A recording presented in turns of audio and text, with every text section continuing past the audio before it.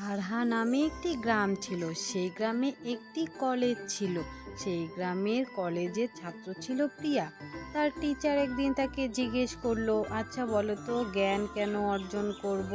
প্রিয়া তখন উত্তর দিল, জ্ঞান ছাড়া মানুষ চলতে পারে না। জ্ঞান হচ্ছে মানুষের চলার পথের সঙ্গী, আর জ্ঞান ছাড়া মানুষের এক মুহূর্তও চলে না। এই কথা শুনে তার টিচার তাকে ধন্যবাদ জানালো এবং তার বান্ধবীরাও তাকে বলল, তুমি খুব ভালো উত্তর দিয়েছো, তুমি কত সুন্দর পড়া জানো।